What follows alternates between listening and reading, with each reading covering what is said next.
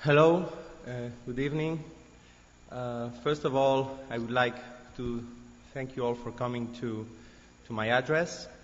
Secondly, I would like to thank Maria Clara for inviting me to Brazil to this seminar of digital humanities and for staying in this incredible building and library. I would like to apologize with all of you. I don't speak Portuguese, but I wish to speak in the next few years. Hopefully I will learn. It's important to know Portuguese now that Brazil is growing so fast. I would like also to apologize with the translators because English is not my mother language. My mother language is Spanish, so please, sorry if there is some mistakes during my talk. I will talk for 20 minutes. I will try to go as fast as possible, trying to make clear all the concepts. And this will be a general view on open access. I think you will understand why multiplicity of open access, because there are many roads to open access. And I will start with the historical origins of open access first.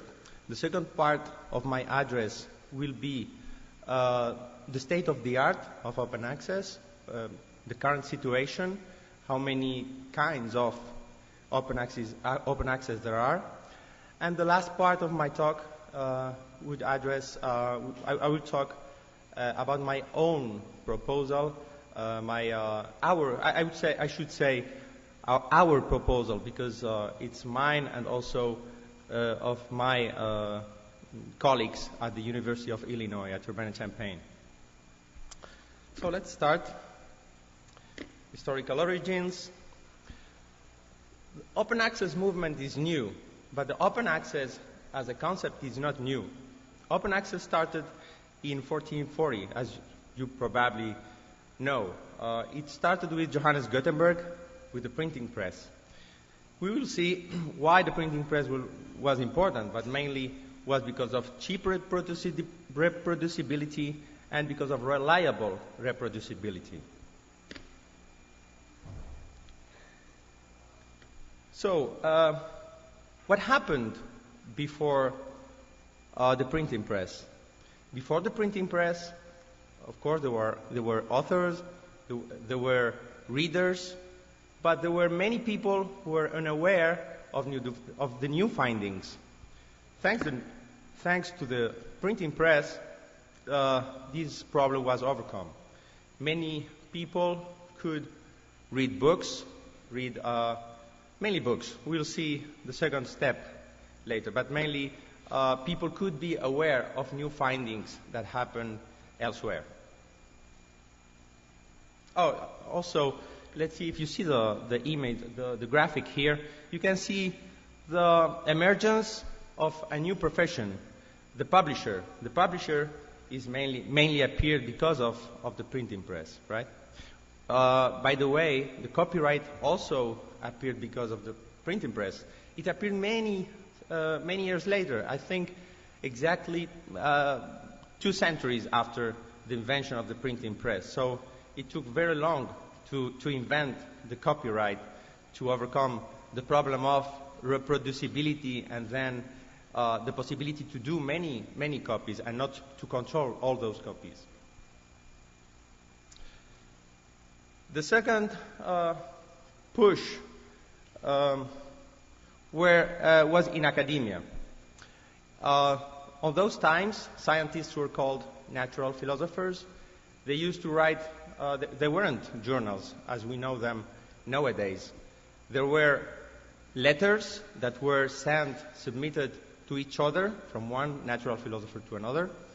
And they, of course, materialized somehow their findings by communicating them to others, to their peers.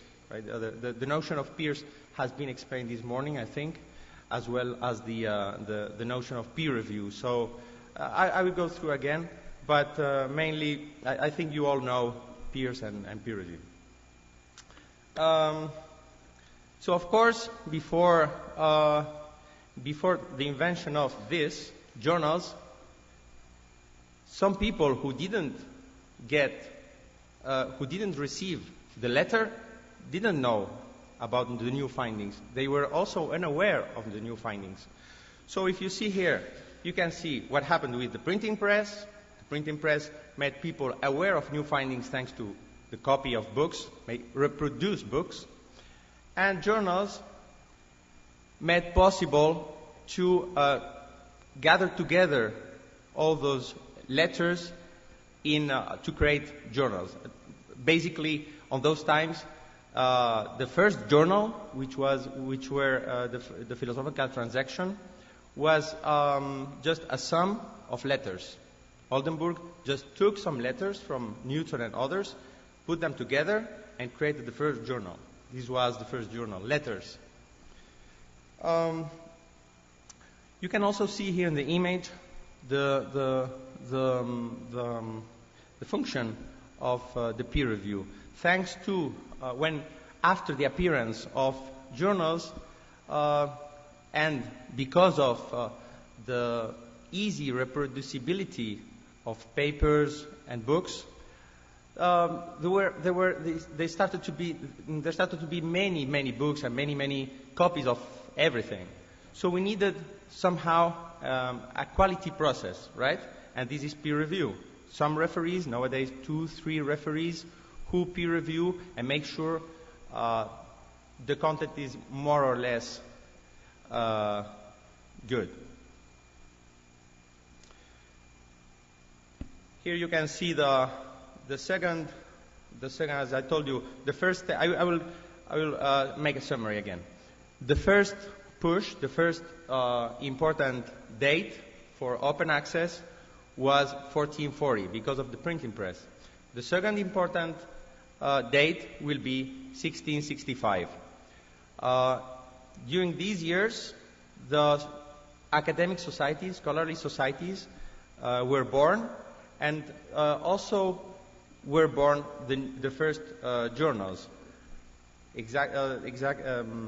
Specifically, Philosophical Transactions and the Journal des Savants, which was created by the Académie Royale des Sciences of Paris. We have seen the first push, the second push. So I have to explain a little bit the third and the fourth push. First push, cheap replicability. Second push, as I said, share findings. The third push was quite recent. It was in 1991. Some physicists of Los Alamos National Laboratory created the first subject-based repository, kind of preprint server. And this was created because of immediacy. What they looked for was immediacy. They couldn't wait for 6 months, 1 year, 1 year and a half to be peer-reviewed and then share their knowledge with their peers. So this is why they developed these first servers. And the fourth push, which is mainly what we can call the open access movement. I think what you all know as the modern open access movement was thanks to librarians. During the late 90s, during the 90s and early in early years of the 21st century, the growth of prices, there was a high growth in the prices of journals. It would be very long to explain why this happened, why there was a so big increase in the prices of the journals. So I will just mention this. I will just mention the cereal crisis, how it was called, and librarians used the internet so that to fight the prices, these high prices. It was like a weapon to reduce prices and make them stabilize. So up to now we have seen the historical origins of open access. We have seen there were many steps, many pushes somehow, right? It's not only one. Let's see now what are the different kinds of open access, what I would call different roads to open access. First of all, I will say a word about the statistics. It's estimated that there are 2.5 million articles, peer-reviewed, articles that are published in 25,000 peer-reviewed journals. Roughly 25% are fully open access. It's important to understand what fully means, because we'll see some examples, but mainly fully, just only 25%.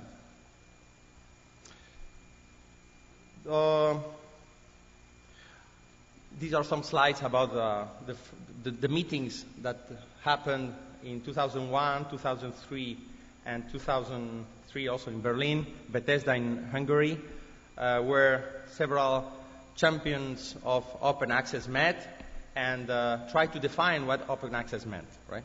But I will make it simple. We are not going to see the definition, long definitions, but this is a short definition.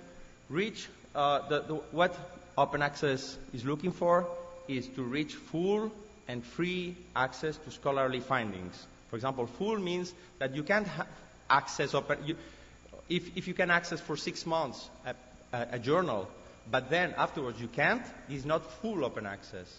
If you, for instance, can access the abstract, but not the rest of the content of the corpus of the paper, this is also not open access, and so on.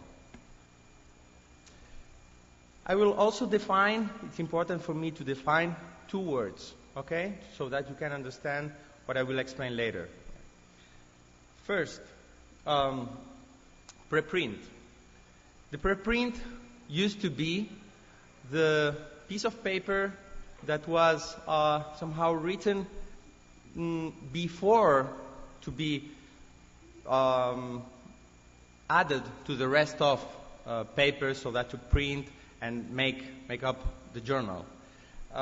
So during I made a distinction here. If you see the graphic, I made a distinction between before the internet and after the internet. Before the internet, it makes sense to talk about pre-print and post-print. Print in the sense of imprimir, right? In Spanish, imprimir. I don't know, in Portuguese it's quite similar, right? Of course, in the digital era, we don't print.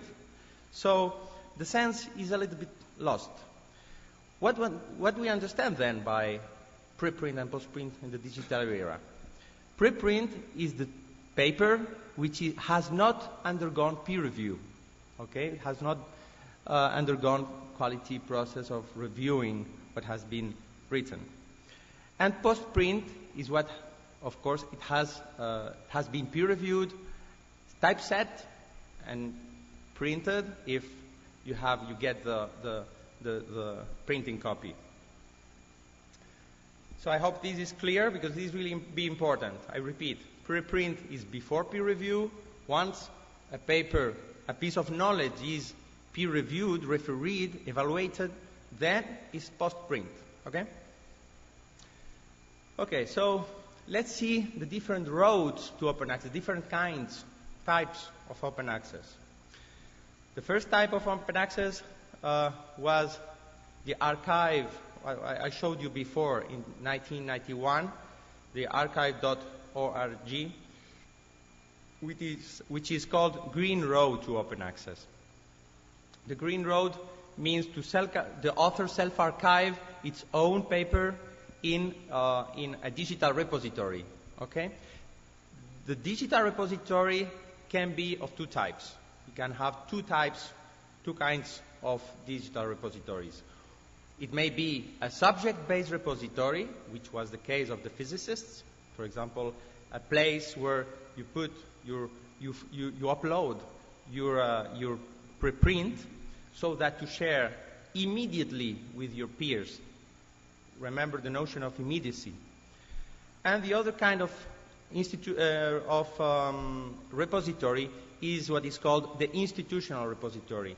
Usually, I don't know if the University of Sao Paulo has mainly, I think there are many universities that have institutional repositories nowadays. So the author finishes his research, he writes his paper, and he uploads these preprint in the institutional repository. And then, once he uploads the preprint, at the same time he sends that preprint to the publisher. That preprint, once it's submitted to the publishers to the publisher, is then peer reviewed by the referees and then printed. It becomes a post print, right?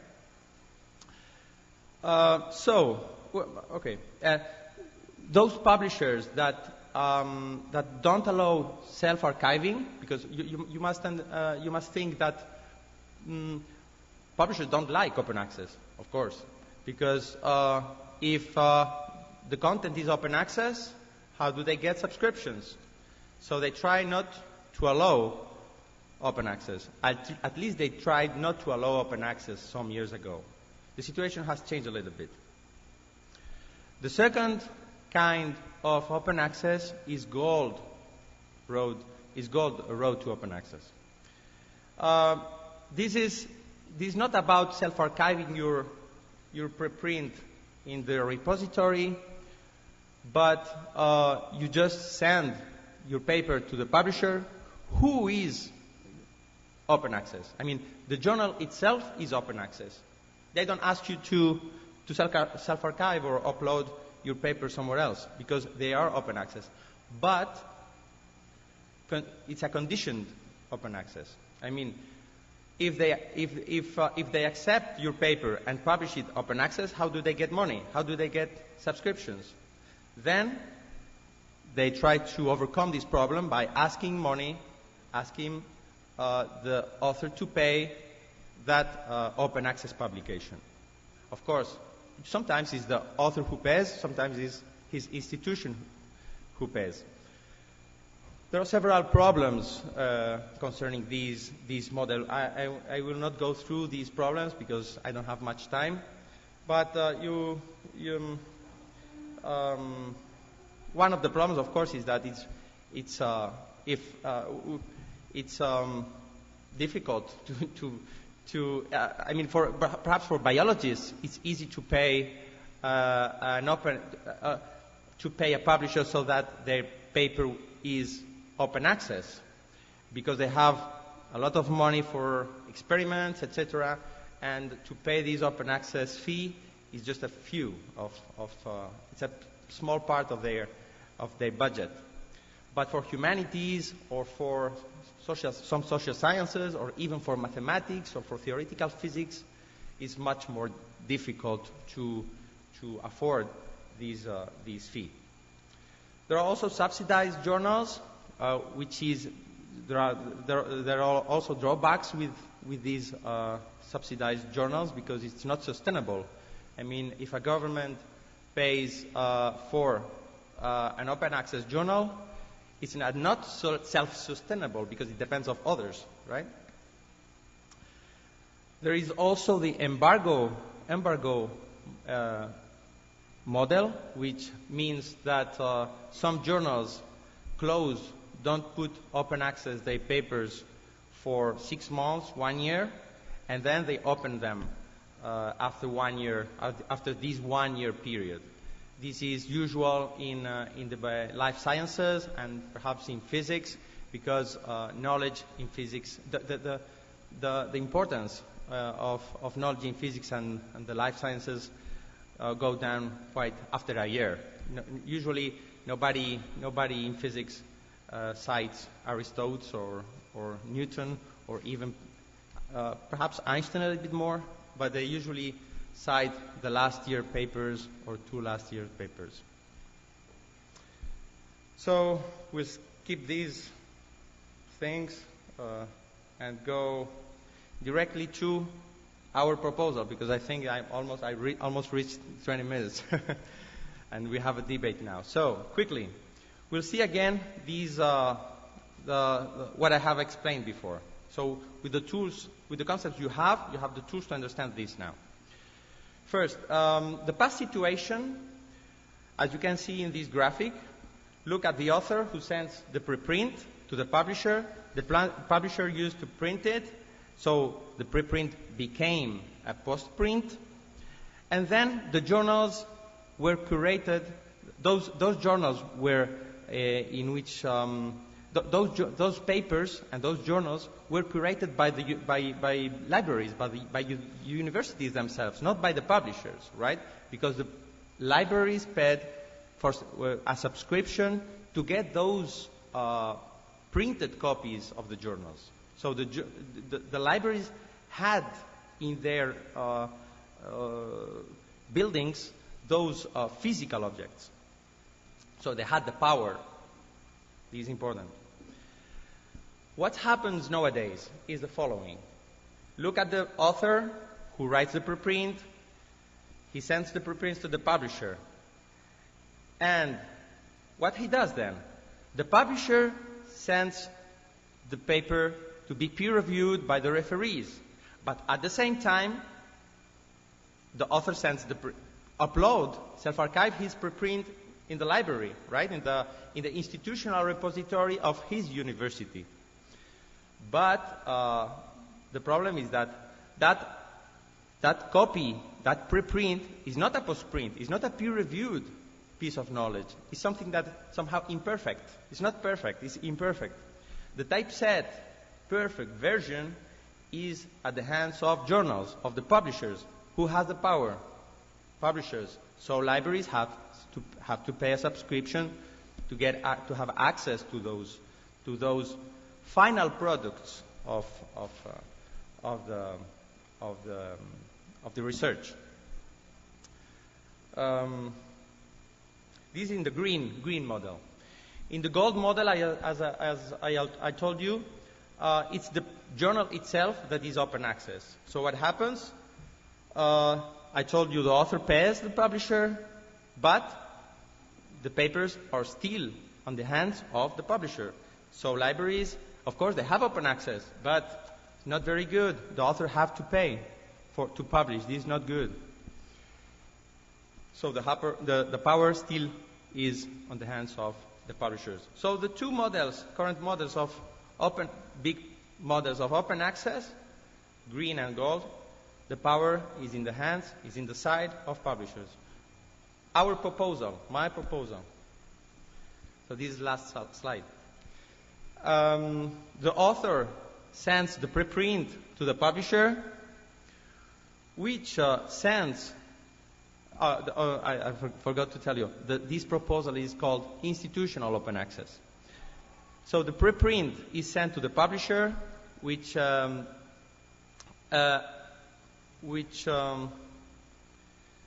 me see, and then which try to get an agreement with libraries, with universities. The universities paid some amount, so that to get not just the post-print, but also the copyright of the paper. And once they get the post-print and the copyright of the paper, they can share it. They can add a copy left or a Creative Commons license if they want. But the important thing here is that they become the curators of the papers and of the journals. So we return to the previous situation. The times where librarians were the curators of the content of the journals. This is what happened here with the institutional open access. So we would access post-prints, not preprints.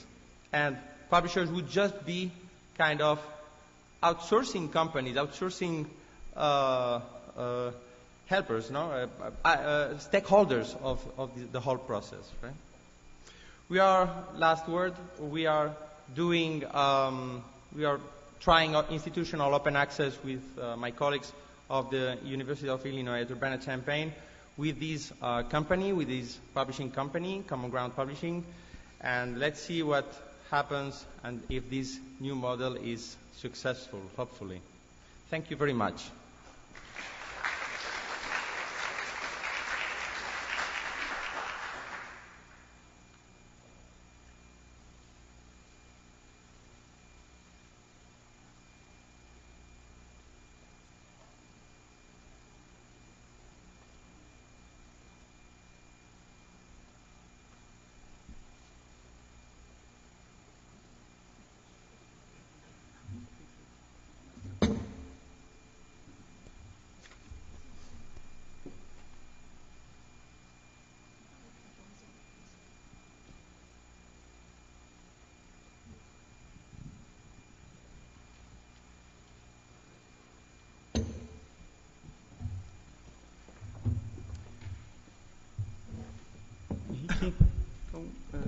passo a palavra para os comentários e para depois abrir o debate.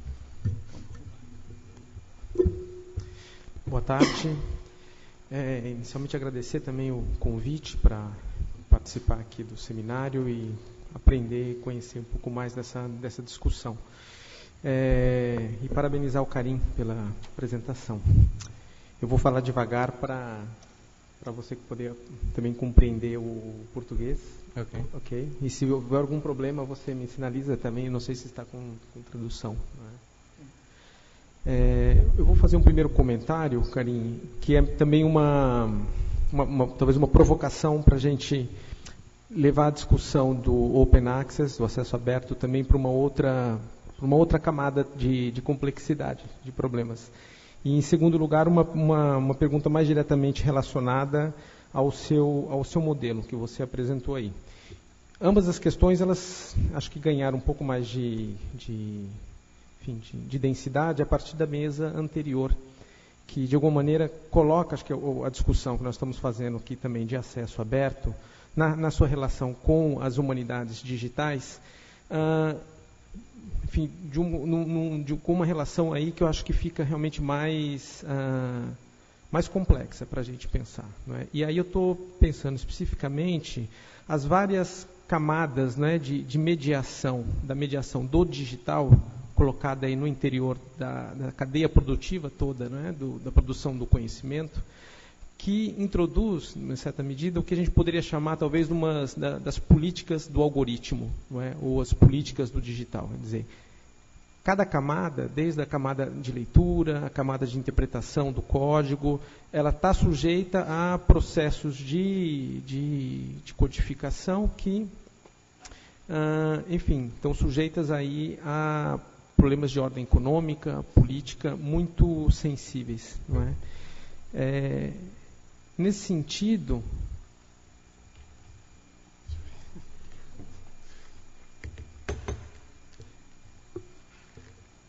I tried. Okay. Nesse sentido, assim, a pergunta curta não é para a gente pensar, será que nessa relação das humanidades digitais com as políticas de acesso ao conhecimento, será que o passo seguinte à questão do acesso aberto seria a ciência aberta?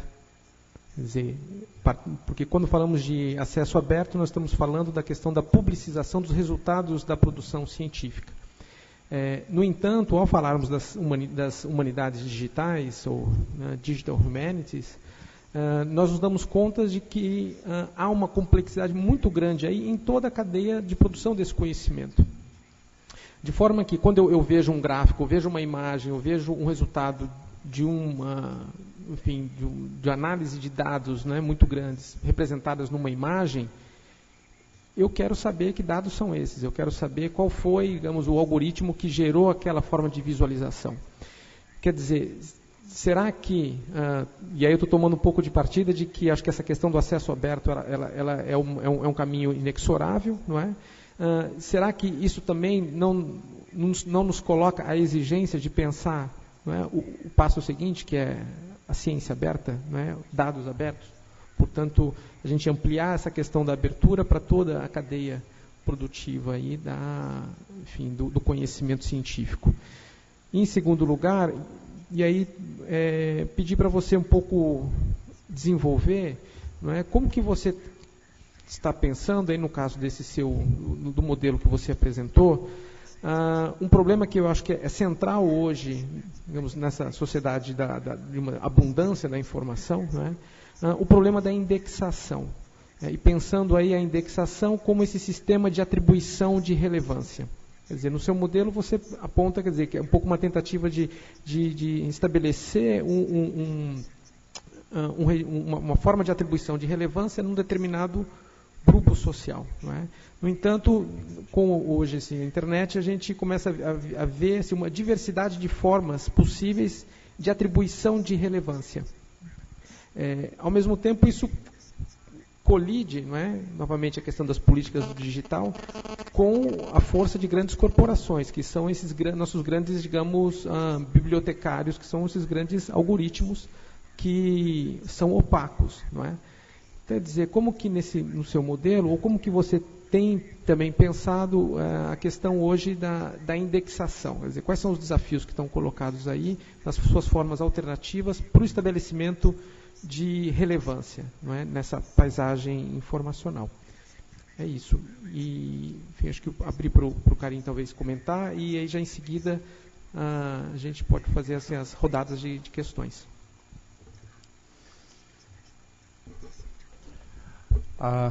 I didn't understand very well the first part of the question, but I think it was about open data and how to relate open access to all these possibilities that are open thanks to the internet. And the first thing I should make clear is that open access to journals or to papers that are published in journals is not exactly the same thing as open data. Of course, they are all open, but each of them has a different kind of subtleties. For example, in the case of journals, you have the impact factor, which doesn't exist in open data problems, right? I mean, when for example,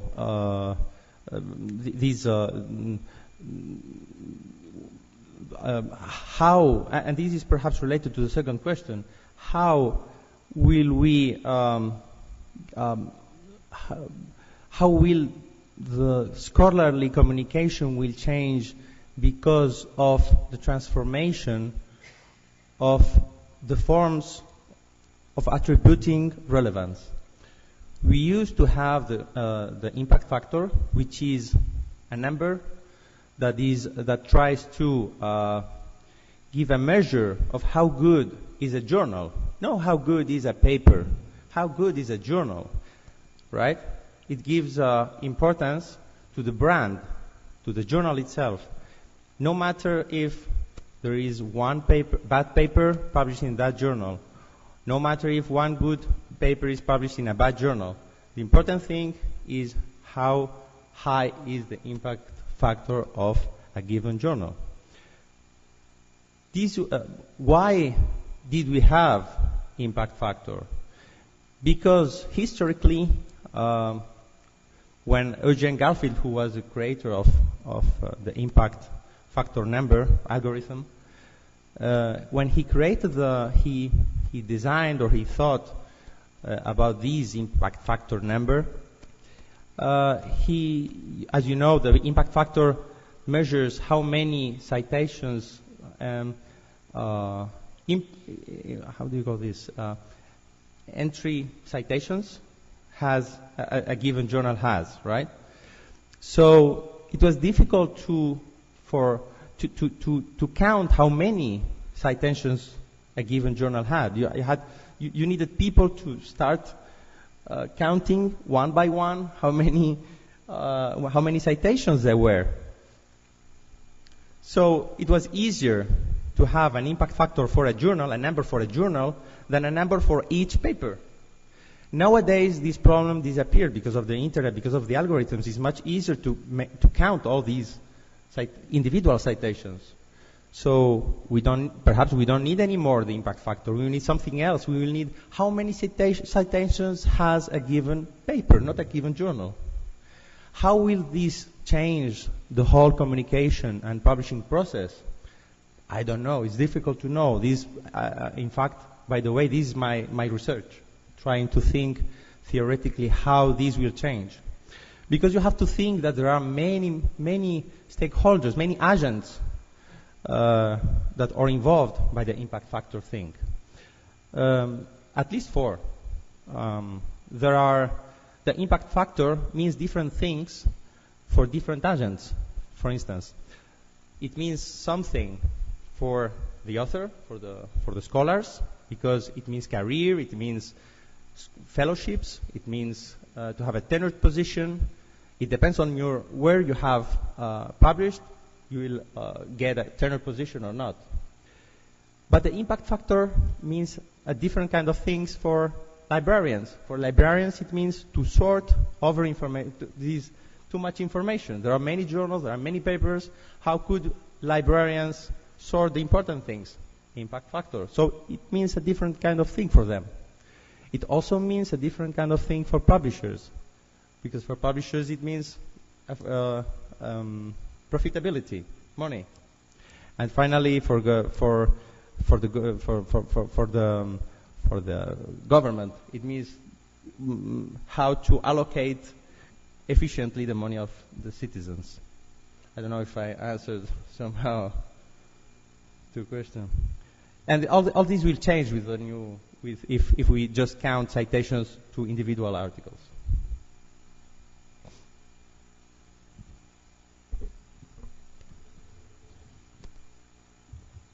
Sugiro que façamos blocos de questões. Então, Dov, Daniel, Pedro.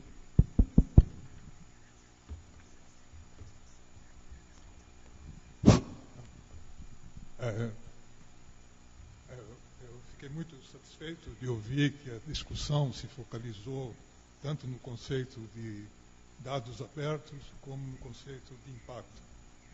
Houve alguns desenvolvimentos recentemente que tornam o impacto possível de ser medido alternativamente, incluindo os dados digitais.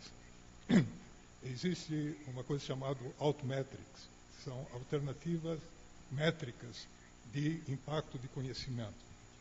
E quando o Karim se referiu a isso, é realmente um elemento essencial na alocação de recursos, no reconhecimento social do que é conhecimento, através da legitimização do conhecimento, o elemento de impacto, tanto para carreiras, para distribuição de recursos, etc. Mas com a Altmetrics, que era um assunto muito falado no campo da publicação aberta nos últimos anos, está recebendo uma legitimização do centro do establishment.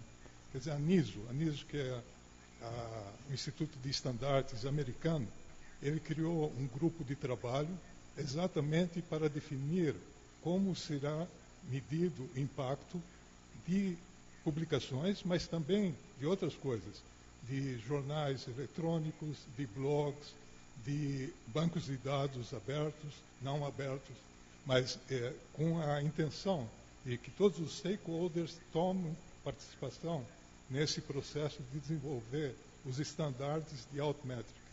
Isso é revolucionário porque está no centro do establishment, não é uma coisa alternativa que está se falando, está se reclamando. Reclamação eu já estou ouvindo muitos anos, acho que 10, 15 anos, mas no momento que o establishment adota isso, é uma coisa séria.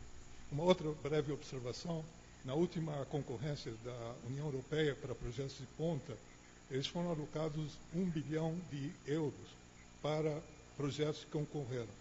Um dos projetos que ganhou é o projeto do BRAIN, é o projeto que vai pesquisar durante vários anos o cérebro.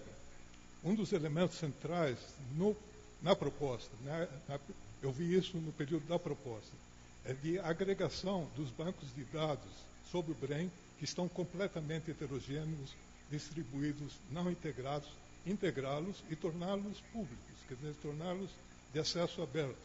Evidentemente, esse elemento foi central no reconhecimento da União Europeia de dar uma soma tão grande como esse bilhão de euros.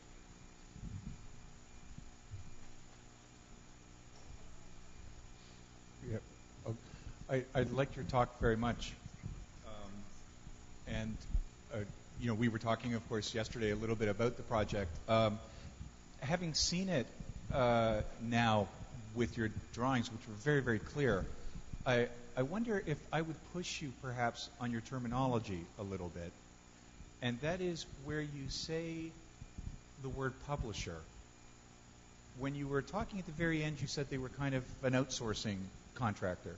And what I would argue is that your model, actually the diagram's wrong, that the library is the publisher, and in fact what you're calling the publisher really is an outsourcer.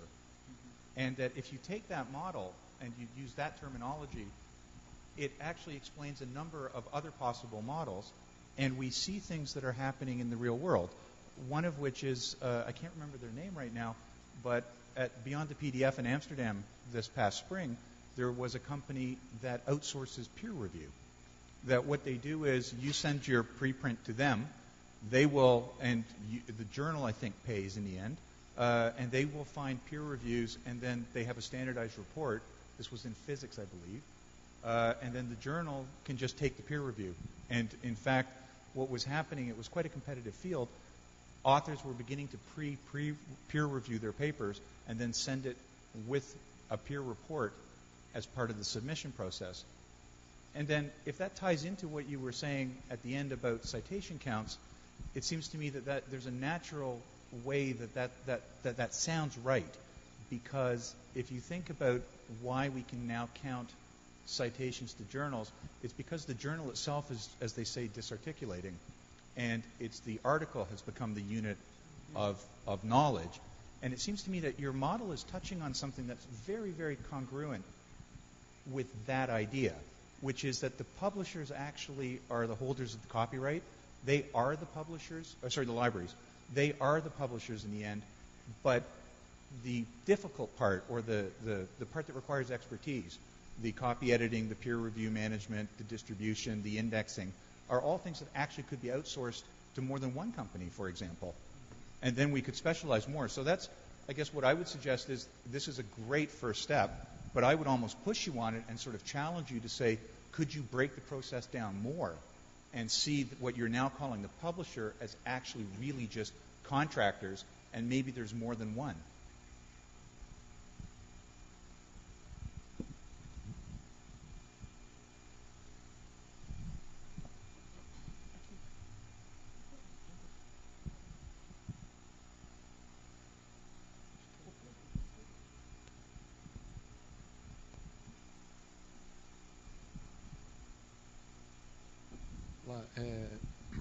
Eu queria fazer um comentário, na verdade, falar sobre a situação do Open Access aqui na nossa universidade. No ano passado, o Sistema Integrado de Bibliotecas foi, digamos, comissionado, né? Houve uma missão estabelecida através de uma portaria reitoral que tentou, de alguma maneira, criar na nossa universidade uma política mandatória em relação ao Open Access. É claro que não é possível obrigar todos os professores a depositar os seus artigos no nosso repositório institucional. Nós temos uma biblioteca digital da produção intelectual, nós chamamos ela assim.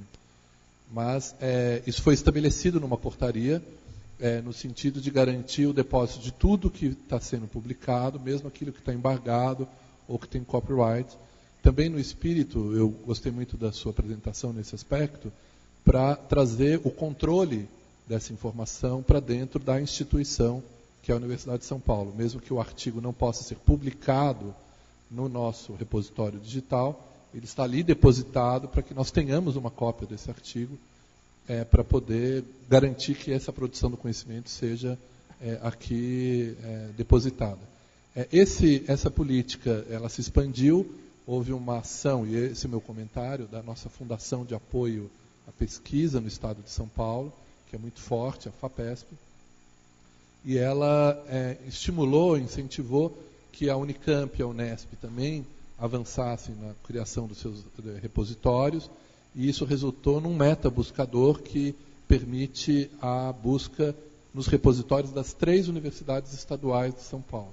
Isso foi lançado agora, no CONFOA, foi ao Congresso, Conferência do Acesso Aberto Luso Brasileira, e na ocasião, eu queria só terminar fazendo esse comentário, estava presente o diretor científico da FAPESP, que é o professor Brito. Ele não só teve presente, e foi ele que estimulou o desenvolvimento disso, mas ele também ouviu muito atentamente a apresentação da colega Herder, dos Estados Unidos, que apresentou a situação nos Estados Unidos, onde o Open Access via Gold tem crescido muito. O governo Obama fez um statement em favor do Open Access, não é uma lei ainda, mas há um movimento em razão a isso. E o que ela apresentou, que eu acho que é importante, a questão que você estava falando do poder, ela colocou um outro personagem nesse gráfico, que é o financiador. Ela mostrou como nos Estados Unidos, o Instituto Nacional de Saúde, que é responsável pelo investimento ela apresentou dados aqui de quase metade do investimento na ciência americana, cerca de 30 bilhões de dólares, quando eles tomaram essa decisão de obrigar aquelas pesquisas financiadas a que resultassem em artigos publicados em repositório, em revistas Open Access, isso deu um grande impulso para esse movimento, com objetivos também econômicos, com a ideia de que o Open Access tem uma repercussão importante no desenvolvimento da economia, na criação de empregos, além de uma questão cidadã, pública, de difusão do conhecimento. E o argumento dela foi muito interessante. E não só o professor Brito disse que a FAPESP está caminhando nesse sentido, como a agência FAPESP, na semana passada, publicou uma matéria dizendo que a FAPESP está estudando formas de incluir isso. Quando nós ganhamos um dinheiro da fundação para fazer tal pesquisa, eu vou assinar um termo onde eu vou me comprometer a que no final a minha pesquisa seja publicada em Open Access. Então, eu acho que é um outro elemento também que ajuda a pensar o poder dentro do controle da informação, que é o próprio financiador. Se ele é público e tem uma dimensão pública, ele pode ter essa exigência também, né? É isso.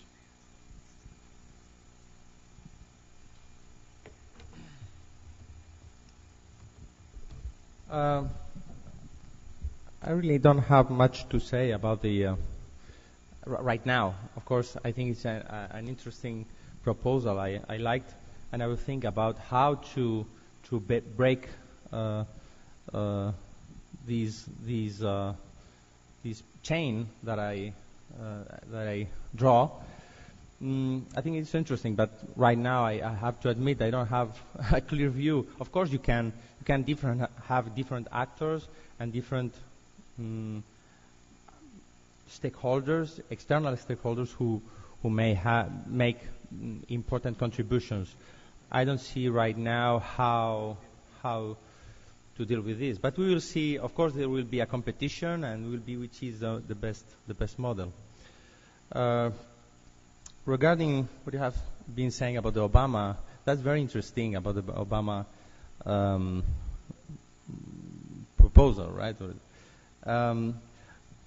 First of all, I would like to say that when you deposit the preprint in an institutional repository, this is not against copyright. I mean, it's your own paper, you can deposit it. This is allowed. Of course, there are pressure coming from the publishers. They don't want you to. And there is it would be quite long also to talk about some journals who made a lot of pressure, remembering, I don't know if you heard the Ingelfinger rule, which was a rule invented or created by the editor of the New England Journal of Medicine in the 60s, which meant that you couldn't even talk in a conference about an idea that you were going to publish in the New England Journal of Medicine, because you were giving the scoop, and this was forbidden by the journal. So these attempts of publishers trying to make pressure over authors not to publish their own piece of paper, their intellectual thing, in an institutional repository, not just remains, but is the byproduct of the Ingelfinger rule. However, you can also, there are tricks, legal tricks, to deposit not just the preprint, but also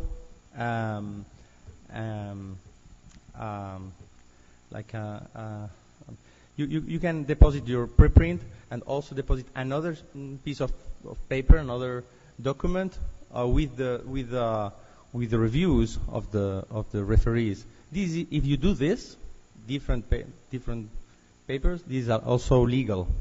However, I would say a word about the Obama administration. I think what I don't like about the Gold Road and about the Obama's administration proposal that I think they will, and it has also been accepted and in the United Kingdom, is that they will use public funds to give knowledge that has been funded with public funds to private companies. In this model, institutional open access, it's almost the same because you also put money, but you get the copyright back. It's quite different. I mean, in one model, you have, of course, you have the journals themselves which are publishing the papers open access, but they keep the power.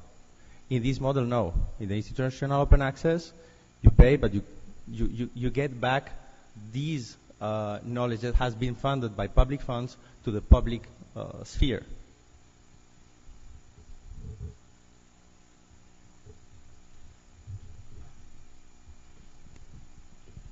Última questão, tá?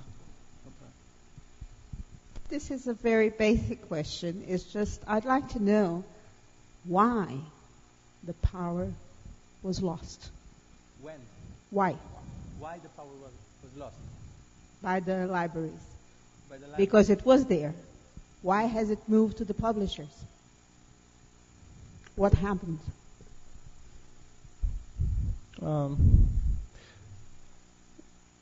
Because when you have a physical object, the physical object has to move. It has to move from the publisher to one place to another place. We can't have both in two places.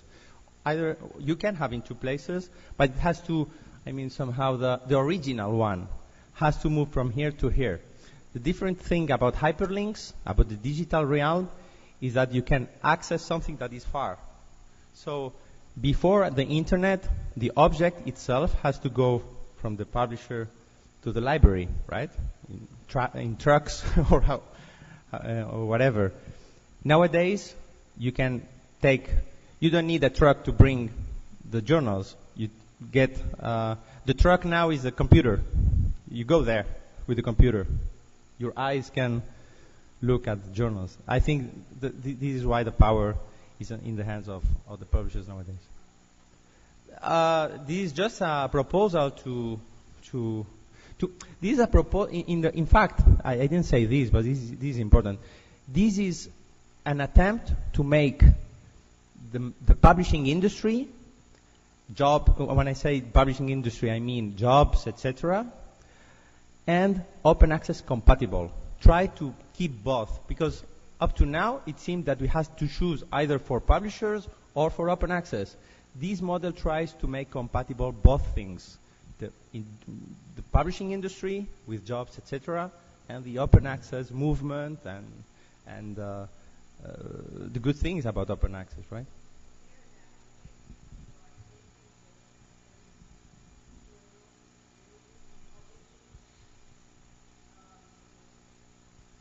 Publishing with variations and charging for it the same way. Excuse me. I say the publishers, Yes.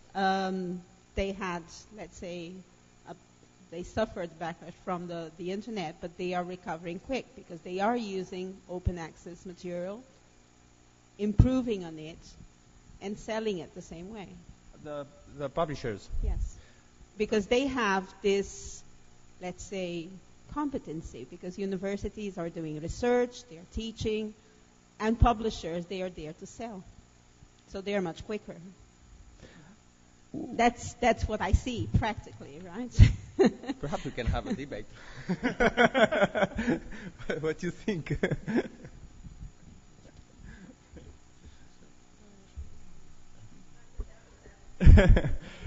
I think publishers had to accept open access. At the beginning, they were making pressure on authors, etc. Try to avoid to look at not to look at open access. But now I think all publishers accept it. They have to find ways to give what authors and librarians and societies want.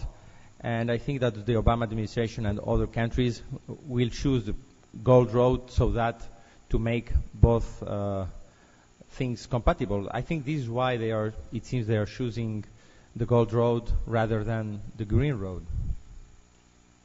Help publishers, jobs, etc.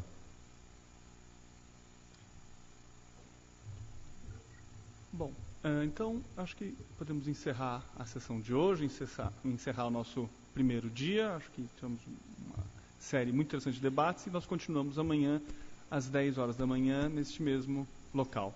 Muito obrigado e boa noite a todos.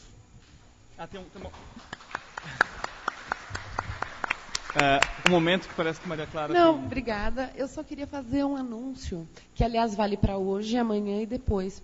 Coincidentemente, todos os dias, hoje, amanhã e depois, às 7 horas, ou seja, logo depois que nós terminamos as atividades, esse auditório é parte da Mostra Internacional de Cinema de São Paulo. Então, pode ser simpático para alguns de vocês, e é o ciclo do Eduardo Coutinho. E ali fora, não sei se vocês repararam, tinha uma banquinha com a programação. Então, só queria avisar isso porque é bem conveniente, né? Já está aqui até às 6 e depois tem cinema às 7. Só não queria esquecer de dizer. Tá bom? Muito obrigada.